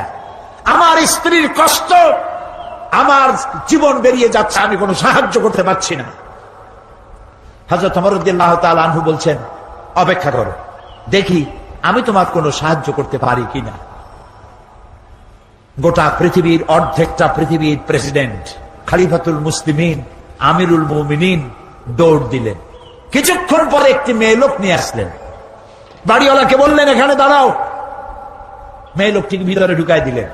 কিছুক্ষণ পরে সেই মেয়ে লোক এসে আমিরুল মুমিনিনকে ডেকে বললেন, আমিরুল মুমিনিন, এই বাড়ির মালিককে বলেন আল্লাহ তাকে একটি পুত্র সন্তান দান করেছেন, পুত্রটিও সুস্থ, তার মাও সুস্থ। বাড়িওয়ালা তো আমিরুল মুমিনিন নাম শুনিয়া পায়ের তলা থেকে মাটি গজে গেছে। হযরত ওমর আমার জন্য কষ্ট করছে, দৌড়াইছে, কি আশ্চর্য, আমার তো বেয়াদবি হয়ে গেছে। তিনি করজোড়ে ক্ষমা চাইলেন, আমিরুল মুমিনিন, আল্লাহর রাস্তায় আমারে মাফ করিয়ে দেন, আপনি আমারে কষ্ট দিছি, আমি আপনাকে কষ্ট দিয়েছি, আমাকে ক্ষমা করুন। আর এই যে মেয়ে লোকটারে নার্স নিয়ে আসছেন, সেবিকা, কিছু টাকা আপনি তাকে দিয়ে দেবেন, এই টাকাগুলো আপনি নেন। হযরত ওমর বলেন, ও আল্লাহর বান্দা, আমার কাছে ক্ষমা চাইও না, আমার কাছে ক্ষমা চাওয়া উল্টা হবে, কারণ তুমি আমার এলাকার ভিতরে বসবাস করো, তোমার এই কষ্টের কথা তুমি জানাবার আগে আমি নিজেই জেনে যে খেদমত দিতে পারি নাই, এজন্য কিয়ামতের দিন ওমরকে আল্লাহর দরবারে তুমি আসামি বানাইও না। আর যে মেয়ে লোকটিকে টাকা দিতে চাও, ওই মেয়ে লোকটি কোন পেশাদার নার্স নয়, সেবিকা নয়, যেই মেয়ে লোকটি দিয়ে আমি তোমার স্ত্রীর খেদমত করালাম, ওই মেয়ে লোকটি আমার স্ত্রী। সুবহানাল্লাহ, এর নাম ইসলাম, এর নাম ইসলাম। শুধু নামাজ, রোজা, হজ, যাকাতের জন্য নয়, নামাজ রোজা কম্পালসারি ডিউটি, দাড়ি রাখা মুসলমানের আলামত, মেসওয়াক করা, সুরমা লাগানো, লম্বা জামা গায়ে দেওয়া, এগুলি ইউনিফর্ম। কিন্তু মূল স্পিরিট, আসল জিনিসটা হারাই ফেলেছি, খোলস হারাই ফেলেছি, মূল জিনিস হারাইয়া খোলস ধরে আছি। হ্যাঁ, পাগড়ি আমার দরকার, এটা আমার শেয়ার, আমার পাগড়ি প্রয়োজন, আমার টুপি প্রয়োজন, আমার দাড়ি প্রয়োজন, আমার লম্বা জামা প্রয়োজন, আমার তসবিহ প্রয়োজন, কিন্তু সব থেকে বড় প্রয়োজন ছিল মানব প্রেম। যারা অহংকারী, যারা স্বৈরাচারী, যারা জালিম, আল্লাহ পাক তাদেরকে বলছেন, এ পৃথিবীর মানুষেরা, জেনেরা, যদি সম্ভব করতে পারো, আমার আইন ভালো লাগে না, আমার ইসলাম পছন্দ হয় না, আমার আলেম ভালো লাগে না, আমার কোরআন ভালো লাগে না, অবস্থা যদি এমনটি হয়, বেরিয়ে যাও, বেরিয়ে যাও।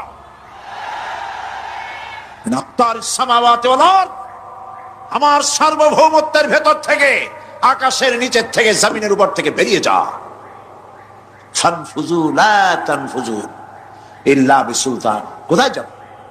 পালাবার জায়গা নাই, বেরোতে পারবে না, আকাশ আর জমিন দিয়ে প্যাকেট করে রেখেছি, পালাবার জায়গা নাই। কোথায় যাইবা? জুলুমের হাত যত আছে করতে থাকো, আর আল্লাহ রাব্বুল আলামিন দেখতেছেন। সুতরাং ইমানদার ব্যক্তি, তার মধ্যে বিনয় আসে, বিনম্র হয়। সে পয়সা করে আসে বলে অহংকার করে না, কারণ আল্লাহ বলেছেন ওয়াল্লাহুল গানিয়্যু ওয়া আনতুমুল ফুকারা। আল্লাহ সাফ বলে দিয়েছেন আল্লাহই হচ্ছেন কারো মুখাপেক্ষী নন, সম্পদশালী। আল্লাহর কোন সম্পদের অভাব নাই। ওয়া আনতুমুল ফুকারা, দুনিয়ায় তোমরা যা বাস করো সব ফকিরের গোষ্ঠী, কিচ্ছু নাই তোমাদের। তোমাদের জাতি খাইয়া শেষ করে ভালো, আর আমার কাছে যা আছে আমি শুধু দিতে থাকি, আর ভাণ্ড শুধু ভরাই থাকে, মোটেও খালি হয় না। সুবহানাল্লাহ। কাজী মোমেন বান্দা সে অর্থ এবং বিত্তের অহংকার করে না, বিদ্যার অহংকার করে না। অর্থ বিত্ত কত আছে তোমার, কয় টাকার মালিক? আল্লাহ যদি ইচ্ছে করেন ব্রেনের ভিতরে যদি টিউমার ঢুকায় দেন, ব্রেনের একটা নার্ভ আর একটা নার্ভের সাথে জড়ায় দেবেন, জায়গা হবে কোথায়? হেমায়তপুর। হেমায়তপুর কোথায়? কাশি, পাবনা। সুতরাং আল্লাহ পাক ইচ্ছে করলে এটা করে দিতে পারেন, পারেন না? খুব করতে পারেন। হার্টের ভেতরে ক্যান্সার দিয়ে দিতে পারেন। 14 গোষ্ঠী বিক্রি করলো, ডাক্তারের পয়সা হবে না, পারেন না আল্লাহ পাক? পারেন কিনা? পারেন। সেই জন্য যত বড় ধনী হোক, পয়সার মালিক হোক, আল্লাহর উপর ঈমান আনলে বলে যে গুণটা হয়, সে অহংকারী হয় না, বিনয়ী হয়। আল্লাহ রাব্বুল আলামিন কোরআনে কারীমের ভিতরে বলে দিয়েছেন লিল্লাহি মা ফিস সামাওয়াতি ওয়া মা ফিল আরদ। যারা সামান্য একটু রাজত্ব পাইয়া ছোট্ট ছোট্ট একটা দেশের প্রেসিডেন্ট, প্রধানমন্ত্রী, কি হনুরে, এরকম একটা ভাব। আর্মি হাতে, বিডিআর হাতে, পুলিশ হাতে, যা খুশি তাই করি না। আল্লাহ পাক বলছেন লিল্লাহি মা ফিস সামাওয়াতি ওয়া মা ফিল আরদ। আকাশ আর জমিনের একচ্ছত্র মালিকানা কার? চিল্লায় বলুন আল্লাহ পাকের। সুতরাং তুমি মাতবাড়ি করিয়া কদ্দূর পারবা? বেশি দূর যেতে পারবে না। গ্রামে গোয়াল আছে, গরু রাখে যে জায়গায়, ওই জায়গাটার নাম কি? গোয়াল। গভীর রাত্রে গরুর মালিক শুনতে পাচ্ছে গোয়াল ঘরে খুব শব্দ হচ্ছে।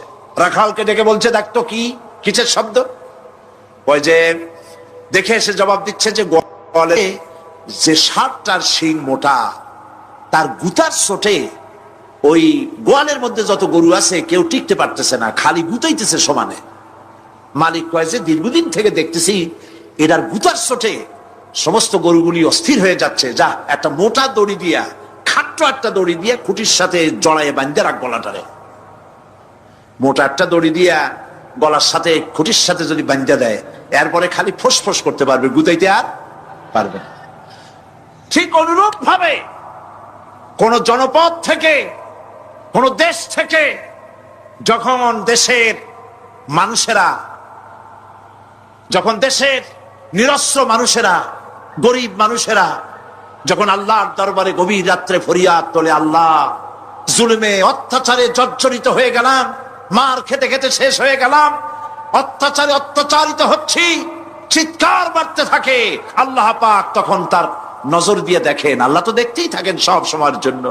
আল্লাহ পাক কার কারণে এগুলি হচ্ছে আল্লাহ পাক টের পান। শিং কারো কারো মোটা হয়েছে, আজরাইলকে পাঠায় দেন, যাও খাটো দড়ি দিয়ে বাঁধে থো। খাটো দড়ি কোনটা বুঝছেন? 3 হাত। 3 হাত কবর কোনটা? খাটো দড়ি দিয়ে বাঁধে থো। সুতরাং কত বড় বড় রাজা বাদশা ক্ষমতা এলো, মানুষের উপরে জুলুম করলো, আল্লাহ পাক তার ইন্তেকাম নিয়েছেন। সেই আল্লাহ এখন আর নাই, নাউজুবিল্লাহ। সে আল্লাহ আছেন কিনা? পূর্ণ শক্তিতে বহাল কিনা? হুয়াল হাইয়ুল কাইয়্যুম। এমন অবস্থা নয় যে বাংলাদেশে কি হচ্ছে আর আল্লাহ টের পাচ্ছেন না। কি বলেন? আল্লাহ রাব্বুল আলামিন বলেন, লা তাখুযুহু সিনাতুন ওয়ালা নাওম। ঘুম নাই, তন্দ্রা নাই। কার? ঘুমানো না, তন্দ্রাও যান না। তন্দ্রা কারে কয়? জি, ঝিমটি, জিমানি, যাই বলেন আপনারা বুঝে নিয়ে। ওই যে বসে বসে এরকম এরকম করে, আল্লাহ ওরকমও করেন। ঘুমো নাই, তন্দ্রাও নাই। হযরত মুসা আলাইহিস সালাম বলছিলেন যে আল্লাহ তুমি নাকি ঘুমাও না। মুসা আলাইহিস সালাম তো খুব আদরের নবী, আল্লাহ পাকের খুব আদরের নবী, দারুণ আদর। আল্লাহ পাক বলছেন মুসা আমি তোমারে আমার জন্য বানাইছি। সুবহানাল্লাহ। কোরআন শরীফে আছে আল্লাহ পাক বলছেন মুসা আমি তোমারে আমার জন্য বানাইছি। তোমাকে যখন তোমার মা দরিয়ায় ভাসায় দিয়েছিল আমি তোমার বাক্সর দিকে তাকাইছিলাম। সুবহানাল্লাহ। আল্লাহ যদি বলেন আমি তাকাইছিলাম, সুবহানাল্লাহ। তোমারে আমার জন্য বানাইছি। সুতরাং হযরত মুসা আলাইহিস সালাম তিনি বলছেন আল্লাহ পাককে খুব আদরের নবী তো, আল্লাহ তুমি নাকি ঘুমাও না। আল্লাহ কয় তুমি বিশ্বাস করো না।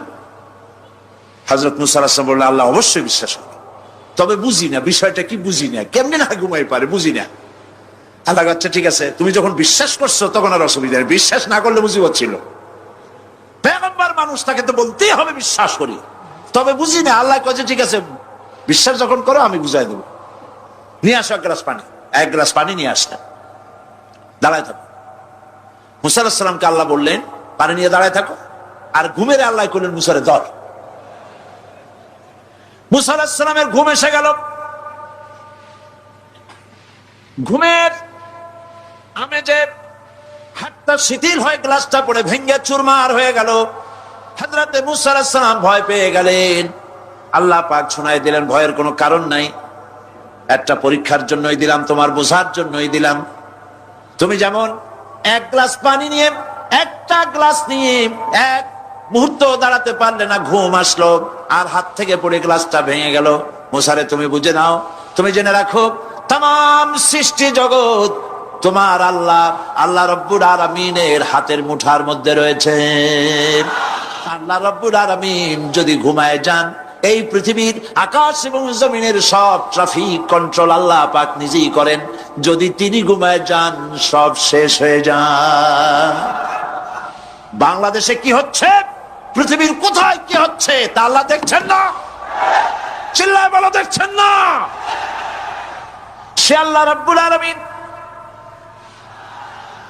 তিনি পরিষ্কার করে বলছেন যারা নাকি মুমিন বান্দা তারা অহংকারী হয় না, ক্ষমতায় থাকুক ক্ষমতায় না থাকুক কোন অবস্থাতেই অহংকারী হতে পারে না।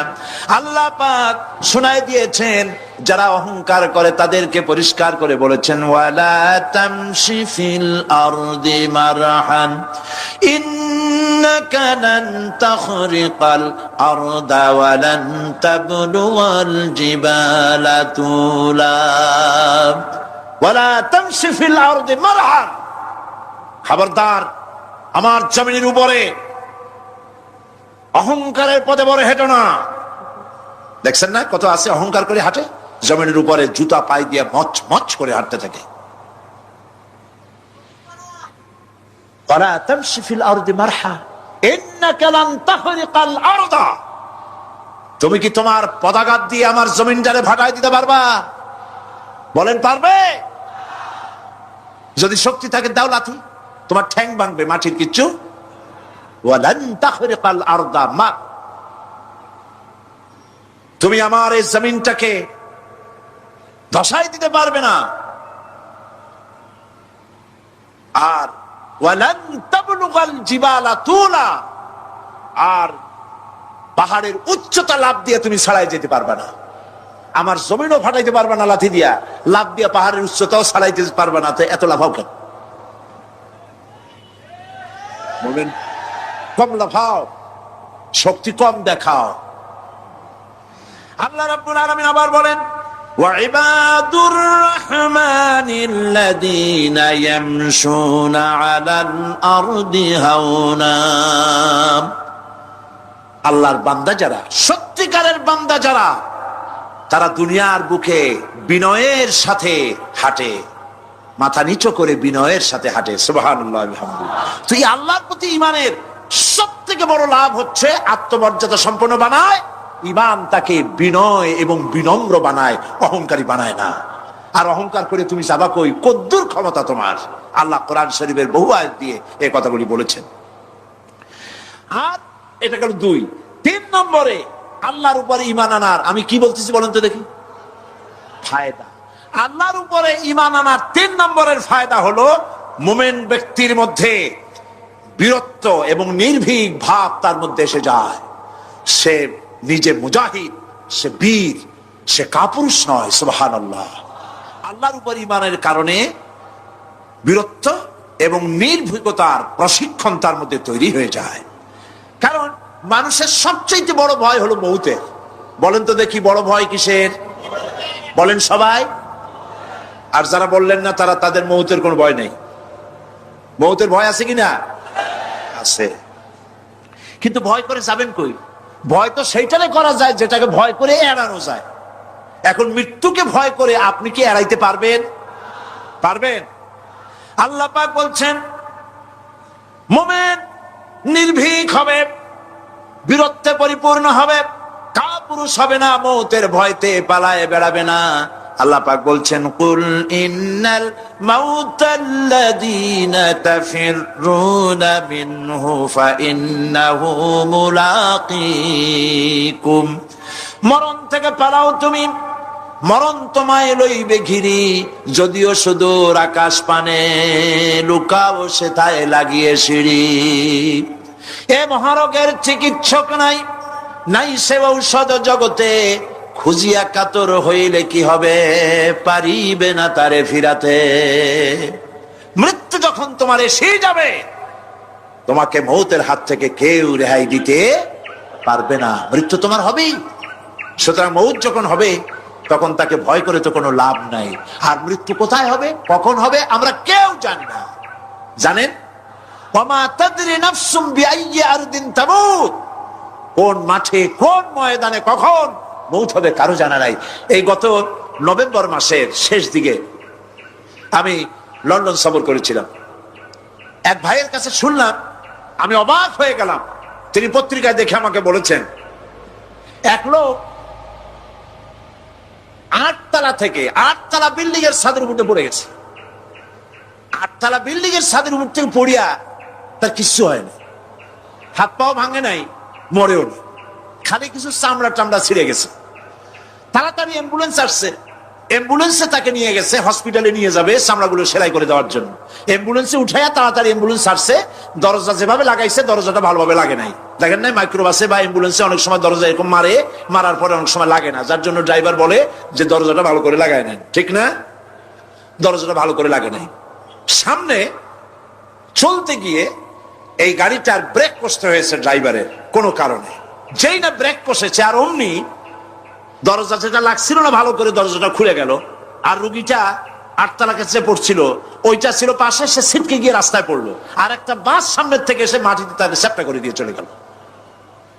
শুনিয়া আমার মুখ থেকে বেরিয়ে গেল আল্লাহু আকবার। বলেন আল্লাহু আকবার। কি আল্লাহ পাকের কি প্রচন্ড ক্ষমতা, কি ইচ্ছা তার। মৃত্যুর জন্য সময়ও লাগবে, জায়গাও লাগবে, দুটো জিনিস এক হতে হবে। আল্লাহর যাকে যে মৃত্যু দিবেন, মৃত্যুর জন্য সময় এবং জায়গা দুটোর কম্বিনেশন হতে হবে। 8 তলা থেকে পড়বে ঠিক, কিন্তু মরবে না। আজরাইল অপেক্ষা করতেছে রাস্তায়, বাস আসবে যখন। 8 তলা থেকে পড়লো, অবিশ্বাস্য ভাবে লোকটা বেঁচে গেল। আর হসপিটালে তার যাওয়া হলো না, গাড়ির দরজা খুললো, রাস্তা দিয়ে পড়লো, আজরাইল দ্রুত তার কাম সেরে চলে গেল। সুতরাং মুমিন ব্যক্তি আল্লাহর উপর ঈমান আনার কারণে দুর্জয় মনোবল সৃষ্টি হয়। কাপুরুষ জীবনে কয়েকবার মরে। সাইকেলের টায়ার বাস্ট হয়েছে শুনে বেহুশ হয়। তারপরে ট্রাকের টায়ার বাস্ট হয়েছে শুনলে কানের তলা ফেটে যায়। বোম বাস্ট হয়েছে আওয়াজ শুনে হার্ট ফেল করে। পাতিশিয়ালের ডাক শুনলে কোনো হুশই থাকে না। এই হচ্ছে কাপুরুষদের কাজ। আর ইমানদার, ইমানদার ব্যক্তি এগুলি পরোয়া করে না। তার জানা আছে যে আমার নির্ধারিত সময়ের 1 মুহূর্ত আগে আমার মৌত হবে না। তো মৌত যখন আমার জন্য অবধারিত, দুনিয়ায় আসছি যখন, মৌত যখন হবেই, সেই মৌত বিড়ালের মতো হোক তা কি চান? পাতিশিয়ালের মতো হোক তা কি চান? আমি তো বলি যে বিড়ালের মতো 500 বছর বেঁচে থাকার কোনো লাভ নাই, সিংহের মতো 5 মিনিট বাঁচুন। মির্জাফরের মতো 50 বছর বেঁচে থাকায় লাভ নাই, খালিদ বিন ওলীদের মতো, সিরাজউদ্দৌলার মতো বেঁচে থাকুন।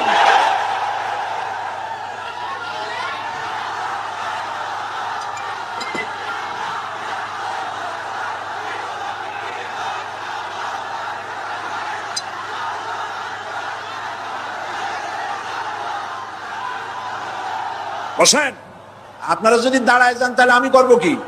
বসেন বসেন। সেই জন্য এই ক্ষণস্থায়ী জীবনকে কেন সেই অনন্ত সুখময় জীবনের জন্য উৎসর্গ করে দেব না, যা আল্লাহর কাছে পাওয়া যাবে কিয়ামতের দিন।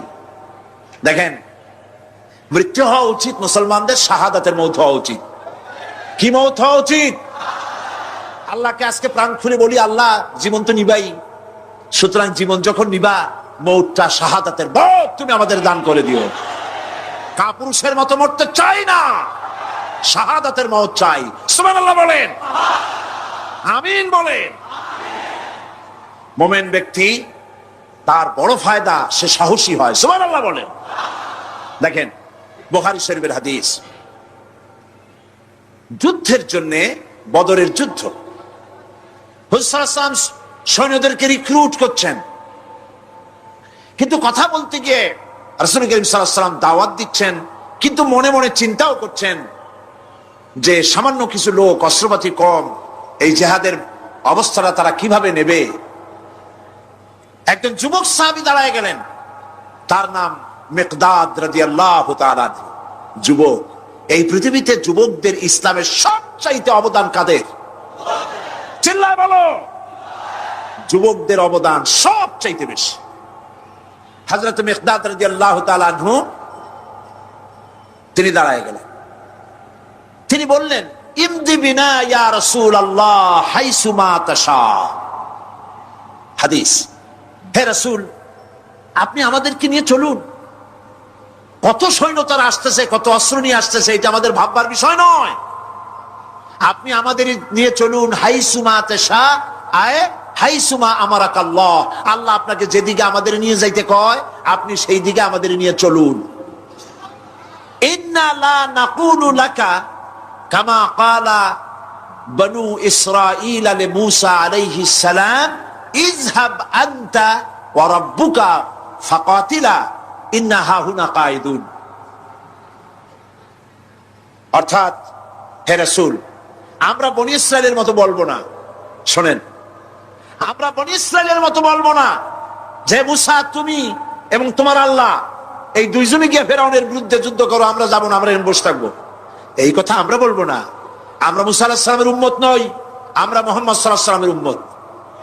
বরং আমরা বলবো, বাল ইযহাব আনতা ওয়া রাব্বুকা ফাকাতিলা ইন্না মাআকুমা মুকাতিলুন। বরং আমরা বলবো, আপনি চলুন, আমরা আপনার সাথে আল্লাহর হুকুম মাফিক লড়বো, জিহাদ করব। ততক্ষণ পর্যন্ত মা দামাত আইনুম মিন্না তাতাররাফ, যতক্ষণ পর্যন্ত আমাদের চোখের পাতা নড়তে থাকে, ততক্ষণ আপনার সাথে থেকে কাফেরের বিরুদ্ধে লড়াই করে যাব।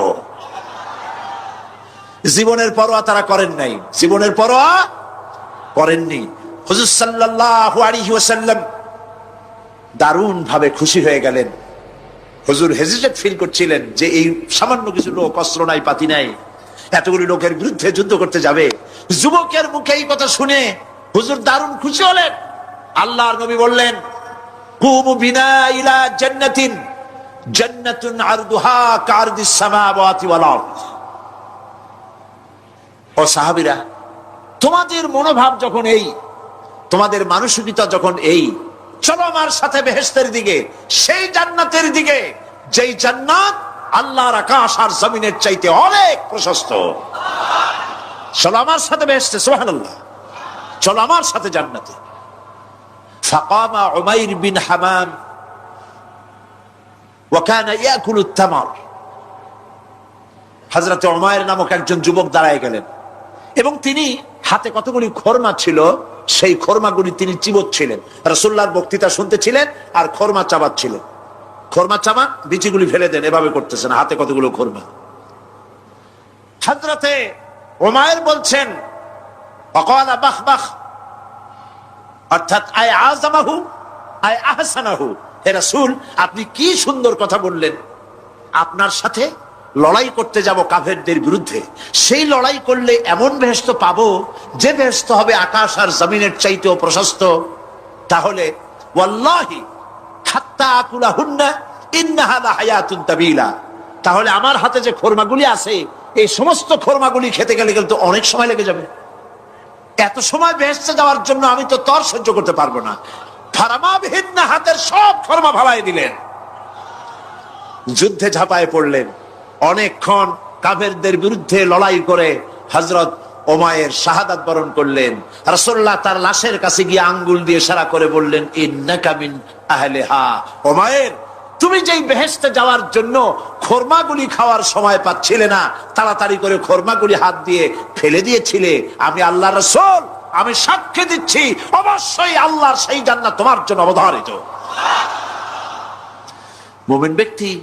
মুমিন ব্যক্তি সে কখনো মৃত্যুর ভয়ে উদ্দেশ্য হাসিল থেকে চুপ করে বসে থাকে না। সে ভয় করে কেবলমাত্র কাকে? সে মৃত্যুর ভয়, মৃত্যু হবেই এবং আমার জন্যে বিশ্বাস রাখতে হবে, আমার জন্যে যদি কোনো বুলেট এর উপরে আমার নাম লেখা থাকে, পৃথিবীর সমস্ত মানুষ আমাকে পাহারা দিয়ে সেই বুলেট থেকে আমাকে রক্ষা করতে পারবে না। আর যদি কোনো বুলেটে আমার নাম লেখা না থাকে, সারা পৃথিবীর সমস্ত মানুষ বৃষ্টির মতো গুলি বর্ষণ করলেও একটি গুলিও আমাকে বিদ্ধ করতে পারবে না। এটার নাম হলো ঈমান। এটার নাম কি? এই ঈমান পেলাম কোথায়? কোথায় পেলাম? কোরআন শরীফে। কোথায় পেয়েছি? আল্লাহ রাব্বুল আলামিন বলেন, ওয়ামা হুম বিদরিনা বিহি মিন আহাদিন ইল্লা বিইজনিল্লাহ। একথা সুস্পষ্ট, আল্লাহর অনুমতি ব্যতিরেকে বান্দার কোনো ক্ষতি সাধন কেউ করতে পারে না। জোরে বলেন সুবহানাল্লাহ। কেউ কারো কোনো ক্ষতি করতে পারবে না। যেটা ক্ষতি যদি কিছু থাকে কিসমতে, ওটা তো মুকদ্দার ছিল, তকদির ছিল, সেটাই হবে, এর বাইরে কিছুই হবে না। সুতরাং মুমিন ব্যক্তি সে সাহসী হবে, সে কখনো চিন্তা করবে না মৃত্যুর ভয়ের। উদ্দেশ্য হাসিলের জন্য হয় শরীরের পতন, না হয় মন্ত্রের সাধন, ডু অর ডাই, সে আল্লাহর জন্য তার জীবন দিতে প্রস্তুত থাকবে। কারণ আল্লাহ রাব্বুল আলামিন বলেছেন, ইন্নাল্লাহা আশতারা মিনাল মুমিনিনা আনফুসাহুম ওয়া আমওয়ালাহুম বিআন্না লাহুমুল জান্নাহ। আল্লাহ পাক বলেন, আমি আমার মুমিনের জান আর মালকে আমি খরিদ করে নিয়েছি, বিনিময়ে আমার বান্দাকে আমার জান্নাত দান করে দিয়েছি। জোরে কোন সুবহানাল্লাহ। মুমিনের জান আর মালকে নিয়েছেন, বিনিময় কি দেবেন? জান্নাত দান করে দিবেন। এটা হলো মুমিনদের আল্লাহর প্রতি ঈমান আনার জন্য 3 নম্বরের কোয়ালিটি। 4th নম্বরে আল্লাহর উপর ঈমান আনলে 4 নম্বরের যে ফায়দাটা, সে ফায়দা হচ্ছে আশাবাদ এবং মানসিক প্রশান্তি। আল্লাহর প্রতি একটা নির্ভরতা এবং আশার সৃষ্টি হয়ে যায়, সে কখনো নিরাশ হয় না। কারণ একটা মানুষ পাপ করলো, চুরি করেছে, ডাকাতি করেছে, জেনা করেছে, হত্যা করেছে, শয়তানি করেছে, বদমাশি করেছে, সব করেছে, এখন শয়তান তাকে ওয়াসওয়াসা দিতে পারে। সেই জন্য আল্লাহ রাব্বুল আলামিন বলেছেন, লা তাকনাতু মির রাহমাতিল্লাহ, বান্দারে আমার রহমত থেকে নিরাশ হয়ে যেও না।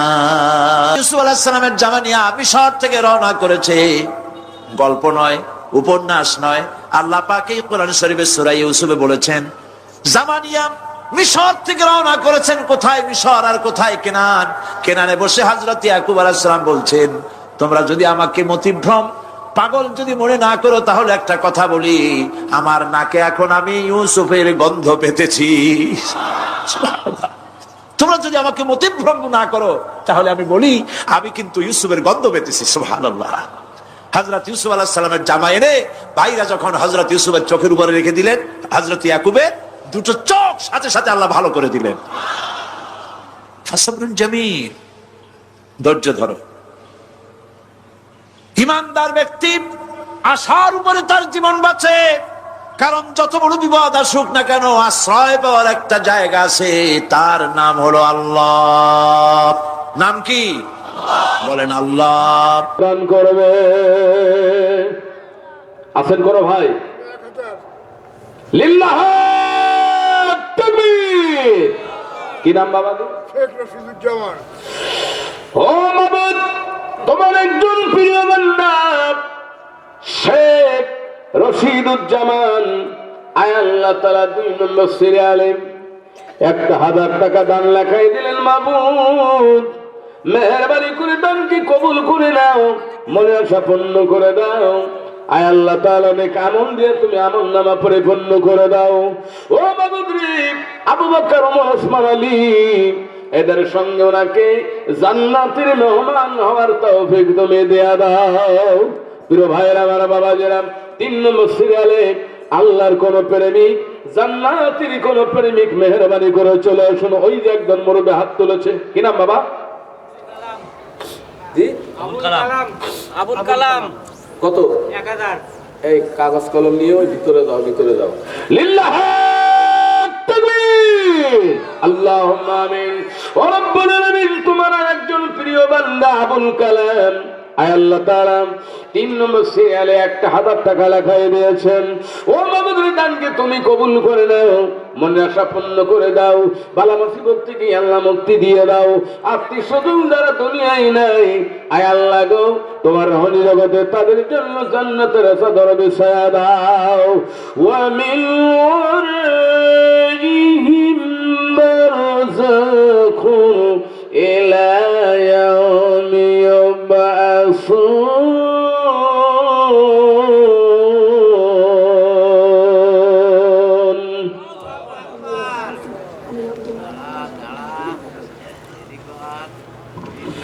লিল্লাহ তাকবীর। চতুর্থ নম্বরে আয় আল্লাহ তাআলা তোমার একজন খাদেম রব্বুল আলামিন আব্দুল হাকিম মাওলারে 4 নম্বর সিরিয়ালে 1000 টাকা তিনি বরাদ্দ দিলেন।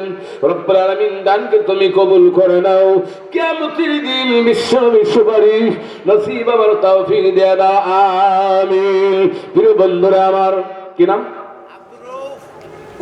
কত? 1000। লিল্লাহ তাকবীর, আল্লাহুম্মা আমিন।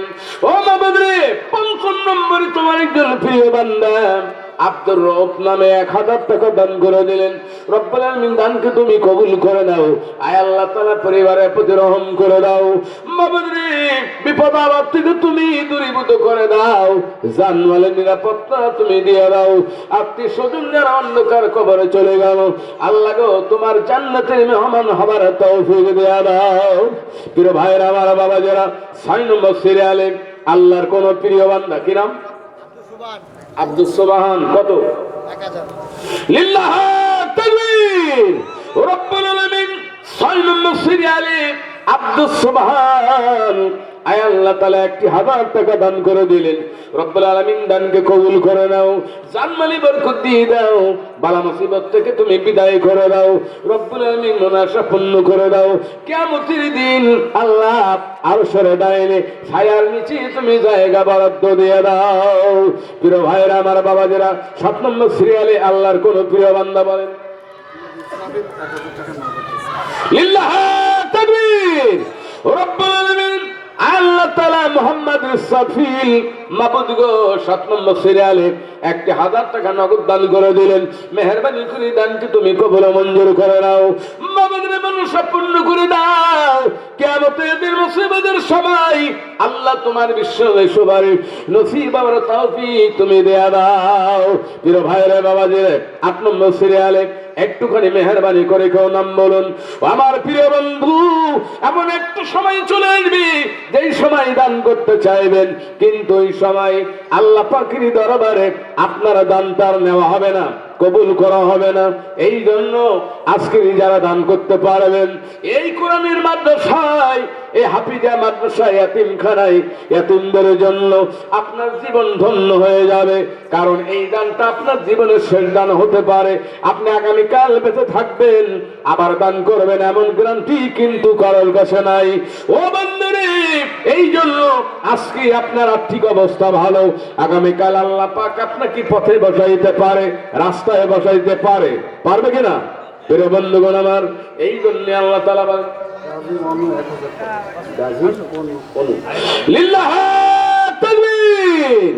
ও রব্বুল আলামিন, গাজী অনু আয় আল্লাহ 8 নম্বর সিরিয়ালে 1000 টাকা বরাদ্দ দিলেন। রব্বুল আলামিন মেহেরবানি করে দানকে তুমি কবুল ও মঞ্জুর করে নাও।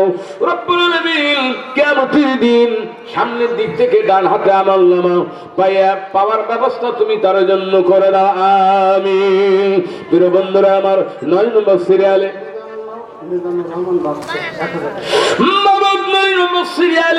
মিজানুর রহমান বাদশাহ 1000 টাকা দান করে দিলেন। আল্লাহ মেহেরবানি করে দানকে তুমি কবুল করে নাও। রব্বুল আলামিন, তোমার রূহানি জগতে তারা যত আত্মীয়স্বজন চলে গেছে, আল্লাহ মৃত্যুবরণ করেছে, তাদেরকে তুমি জান্নাতের চাদর বিছায়া দাও। ওয়া মিন ওয়ালাইহিম বারযাখুন ইলা ইয়াউমি ইউবআসুন।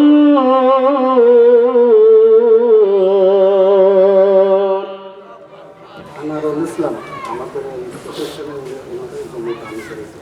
উনি 5 বছর ছিলেন। লিল্লাহ তাকবীর।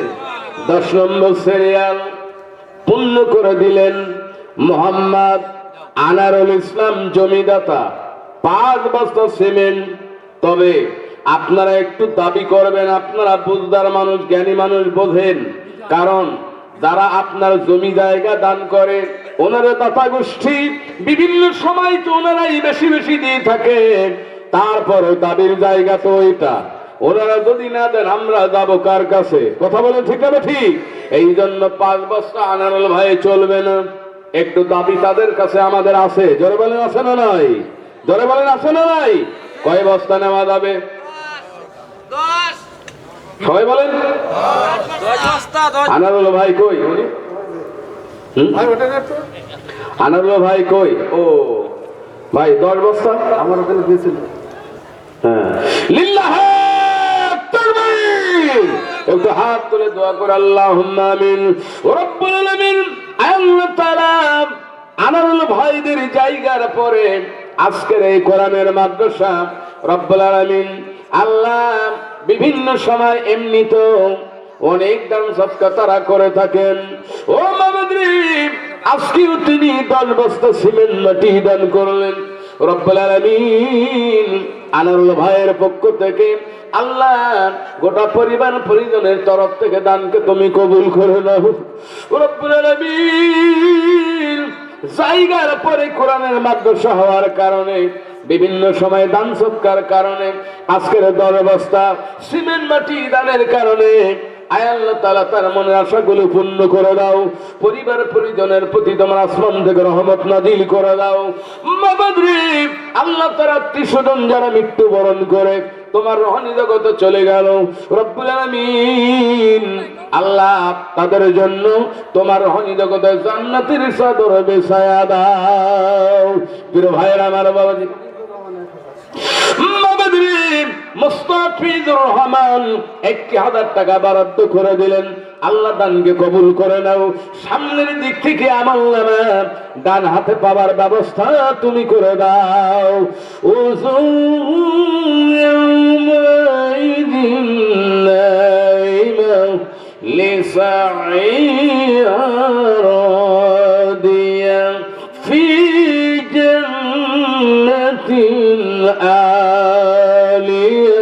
প্রিয় বন্ধুগণ আমার, 15 নম্বর সিরিয়ালে মেহেরবানি করে একটুখানি দয়া করে ও আমার ভাইরা বাবা যারা অর্থের মায়া ছেড়ে দিয়ে আল্লাহর কোরআনের এই প্রতিষ্ঠানের জন্য একটু বরাদ্দ দিয়ে দেন।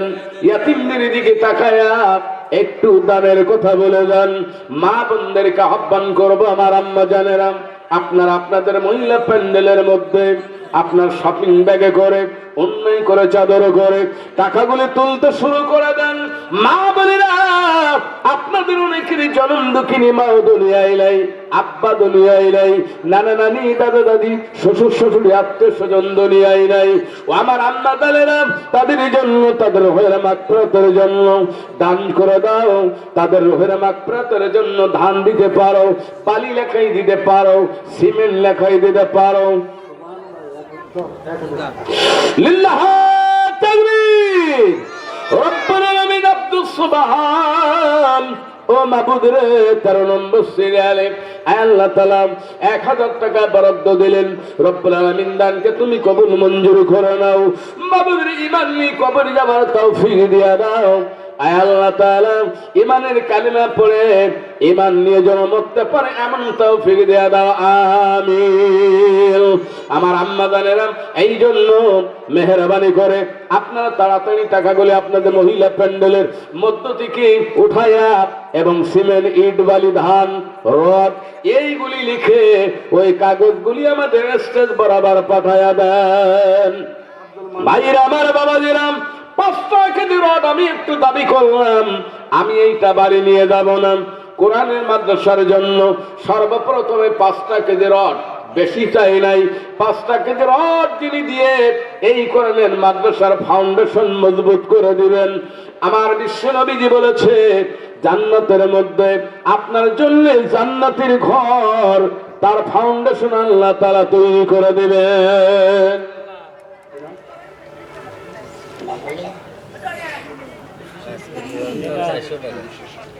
ভাইরা আমার, বাবাজেরা, 5 কেজি রড সর্বপ্রথমে কে দিতে পারবেন?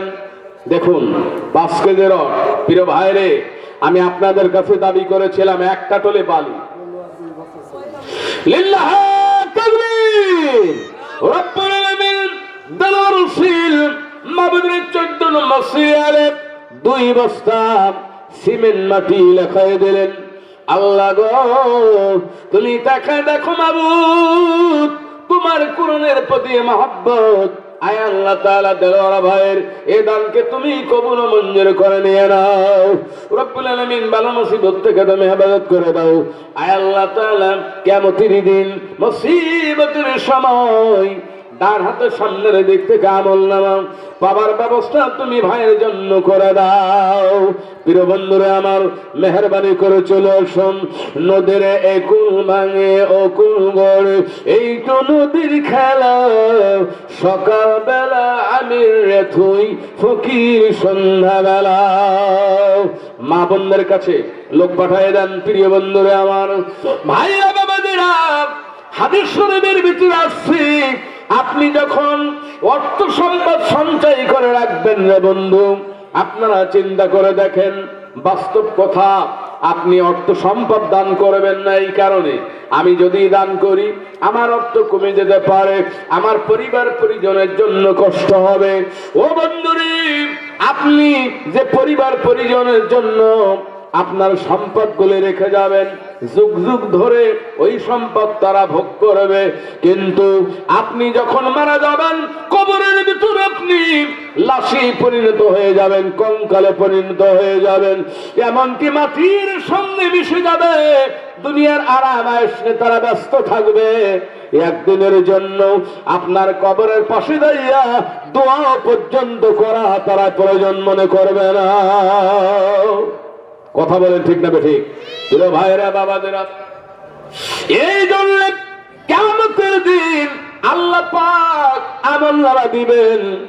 আমলনামা দেখে অনেক বান্দা বান্দেরা বলবে, গো রব্বুল আলামিন, এত পরিমাণ টাকা আমি তো দান করি নাই, এত পরিমাণ সম্পদ তো আমি দান করি নাই, যেই দানটা আমার আমলনামায় লেখা আমি দেখতে পাই। আল্লাহ বলবেন, বান্দারি, আমার বান্দিরে, অমুক তারিখে 1 জানুয়ারি 2026 সাল যশোরের অমুক জায়গায় আপনার এতিমখানার জন্য, কোরআনের হাফিজা মাদ্রাসার জন্য নতুন করে ভেঙে বিল্ডিং তৈরি করার জন্য চাওয়া হয়েছিল দান সৎকা বান্দারে। ওই জায়গায় তুমি দান করার কারণে আমি আল্লাহ তোমার দানটা পাহাড় পরিমাণ অর্থ দানের নেকি বানায়া তোমার আমল নামায় পৌঁছাই দিয়েছি। তাহলে বাবু এক বস্তা ছিল। মাবুদ রে, সাত্তার আলী বাবু এক বস্তা সিমেন্ট দান করে দিলেন। আয় আল্লাহ তাআলা 15 নম্বর সিরিয়ালে রব্বুল আলামিন, আল্লাহ তুমি তার দানকে কবুল ও মঞ্জুর করে নাও। মাবুদ রে, মৃত্যুর সময় ইমানের কালেমা মুখে পড়ে ইমান নিয়ে কবরে চলে যেতে পারে এমন তৌফিক দিয়া দাও। ও আমার দয়ার নবী রে, একবার দেখা দাও মোরে। দুনিয়া লিল্লাহ তাকবীর। ও রব্বুল আলামিন, আয় আল্লাহ তাআলা 16 নম্বর সিরিয়ালে দুনিয়া 500 টাকা দান করেছে। আল্লাহ তুমি তার দানকে কবুল করে নাও। হাত্তা তাকুনাল জিবাল, আয় আল্লাহ মা খাদিজা মা আয়েশার সাথে আল্লাহ তুমি তার জান্নাতি হওয়ার তৌফিক দিয়ে দাও।